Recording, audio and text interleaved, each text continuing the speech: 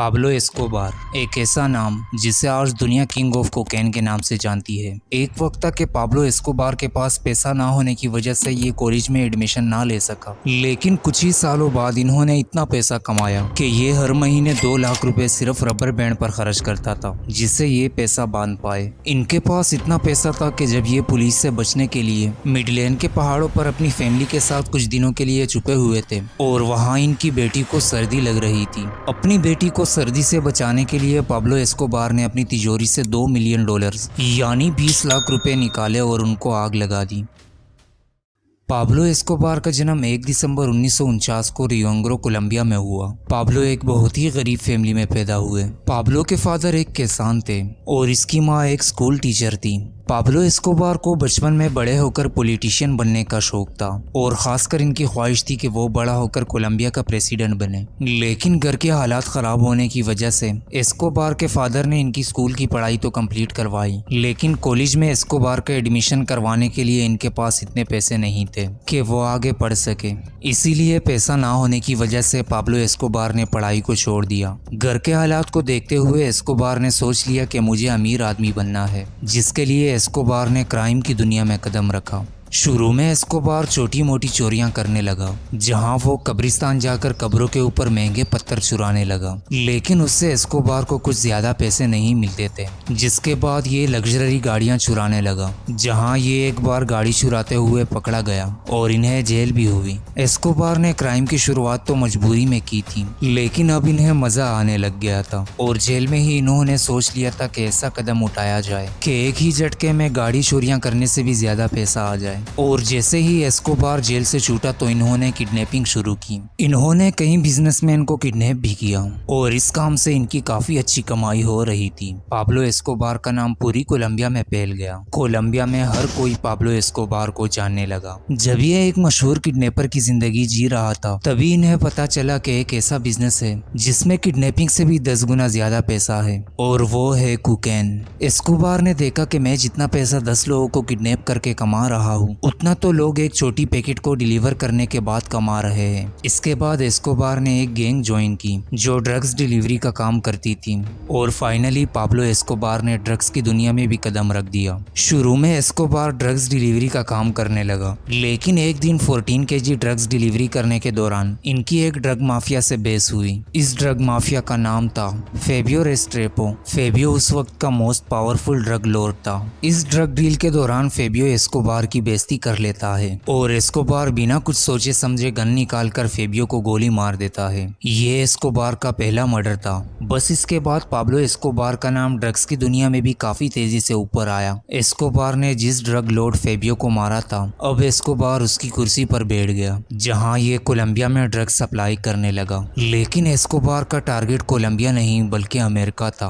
Colombia से America drugs supply करने के लिए एस्कोबार ने कार्टेल नाम की एक टीम बनाई और ये कार्टेल ग्रुप मंथली 70 से 80 टन कोकेन कोलंबिया से अमेरिका शिफ्ट करने लगा, जहां इनकी बेहिसाब कमाई होने लगी। एस्कोबार ने इतना पैसा कमा लिया कि इनके पास 3 सबमरीन थे, जिसमें एस्कोबार ड्रग्स लोड करके अमेरिका शिफ्ट करता था। इसके अलावा इनके पास 20 हेलीकॉप्टर, 35 याchts और 142 एरोप्लेन थे। इन सब से भी एस्कोबार ड्रग्स अमेरिका में शिफ्ट करता था। एस्कोबार एरोप्लेन के पायलट्स को एक डिलीवरी के 4 करोड़ देता था। एस्कोबार बहुत ही चालाक इंसान था। इन्होंने कोलंबिया से अमेरिका में ड्रग्स शिफ्ट करने के लिए एक चेन बनाई थी, जो कई खुफिया तरीकों और रास्तों से अमेरिका तक ड्रग्स पहुंचाया करती थी। शुरू में एस्कोबार एरोप्लेन के टायर्स में ड्रग्स भरकर अमेरिका पहुंचाता था। जब ये तरीका नाकाम हुआ तो इन्होंने मछली के पेट में ड्रग्स डालकर स्मगल करने लगा, लेकिन इंफॉर्मेशन लीक होने की वजह से ये माल भी अक्सर पकड़ लिया जाता था। फिर इन्होंने पुलिस को चकमा देने के लिए एक नया तरीका सोचा। एस्कोबार गत्ते के कार्टन में जूते पैक करके अमेरिका सप्लाई करने लगा। पुलिस को जब शक पड़ता तो वो कार्टन खोलकर जूतों में कोकेन ढूंढने लग जाते थे, लेकिन असल में कोकेन जूतों में नहीं बल्कि कोकेन कार्टन के गत्तों में भरा हुआ होता था, जहां पुलिस का बिल्कुल ध्यान ही नहीं था। और इसी तरीके से कार्टेल ग्रुप हर रोज 15 टन कोकेन सप्लाई करता था। एस्कोबार ने इतना पैसा कमा लिया था कि इन पैसों को रखने के लिए इनके पास जगह नहीं थी। ये कहा जाता है कि पाब्लो एस्कोबार हर रोज इतना पैसा गिन नहीं सकते थे, इसीलिए वो पैसों को वजन करके करके उसकी गड्डी बनाकर जमीन में खुदाई करके इन पैसों को रखते थे। जमीन में इसलिए रखते थे कि इनके पास दूसरी कोई जगह नहीं थी इन पैसों को रखने के लिए। पाब्लो एस्कोबार के पास 800 के करीब घर थे और वो इन्होंने पैसों से भरे हुए थे। जमीन में और घरों में रखे गए पैसों का ईयरली 10% या तो चूहे खा जाते थे या फिर जमीन में पड़े पड़े पानी की वजह से सड़ जाते थे। आपको बता दूं कि इन पैसों की घड़ियां बनाने के लिए हर रोज $1000 के रबर बैंड आते थे, यानी महीने के $30,000 के रबर बैंड आते थे, जो रुपीज में 2 लाख के करीब बनते हैं। पाब्लो एस्कोबार की अमीरी का अंदाजा इस बात से लगा लें कि एक बार पाब्लो एस्कोबार पुलिस से बचने के लिए मेडलेन के पहाड़ों पर अपनी फैमिली के साथ कुछ दिनों के लिए छुपे हुए थे और वहां इनकी छोटी बेटी को सर्दी लग रही थी। अपनी बेटी को सर्दी से बचाने के लिए पाब्लो एस्कोबार ने अपनी तिजोरी से $2 मिलियन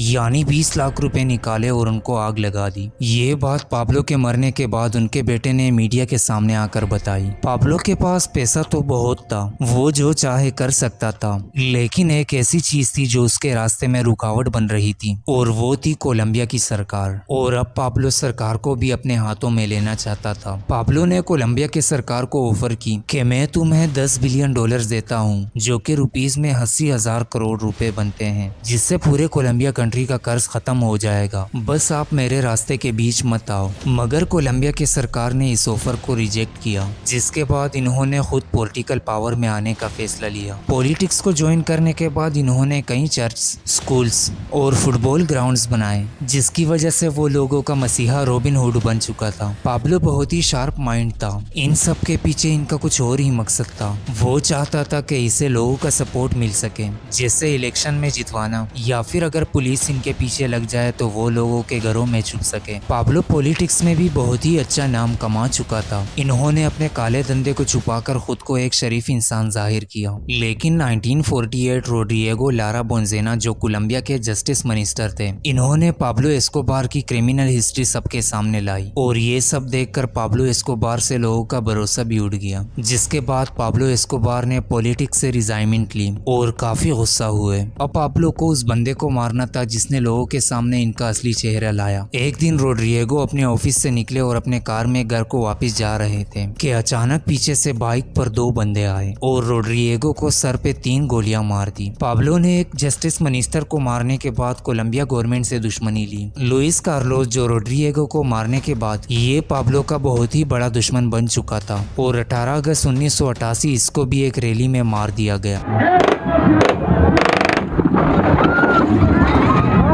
इसके अलावा इन्होंने 27 नवंबर 1989 को एक एरोप्लेन में बॉम्ब रखकर उससे ब्लास्ट करवाया। इस जहाज में 107 लोग बैठे हुए थे, जिसको पाब्लो ने इसलिए उड़ा दिया था कि वो सीजर गवेरा को मारना चाहते थे, लेकिन उनकी किस्मत अच्छी थी कि ये इस फ्लाइट में नहीं थे। पाब्लो ने अपने दुश्मनों को मारने के लिए एक आर्मी बनाई हुई थी और पाब्लो इस आर्मी पर 16 अरब रुपए खर्च कर चुके थे। पाब्लो ने अपनी जिंदगी में 4000 लोगों को मारा था, जिसमें 200 जजेस, 1000 पुलिस और गवर्नमेंट ऑफिसर्स थे। 1981 इस वक्त कोलंबिया का प्रेसिडेंट सीजर गवेरिया था, जो इनके फ्लाइट के हमले से बच गए थे। इन्होंने पाब्लो एस्कोबार को सरेंडर करने के लिए वार्निंग दी, जिसके बाद पाब्लो एस्कोबार सरेंडर करने के लिए तैयार हुए, लेकिन 2 शर्तों पर। पहला ये कि मेरे सरेंडर करने के बाद कोलंबिया सरकार मुझे अमेरिका के हवाले नहीं करेगा। दूसरा ये कि वो कोलंबिया के किसी जेल में नहीं रहेगा, बल्कि वो खुद की बनाई हुई जेल में रहेगा, जिस पर कोलंबिया सरकार इसके लिए राजी हुई और पाब्लो ने खुद के लिए एक जेल तैयार करवाया। इस जेल का नाम था ला कैथेड्रल। इस जेल में swimming pool, cinema hall, party club, garden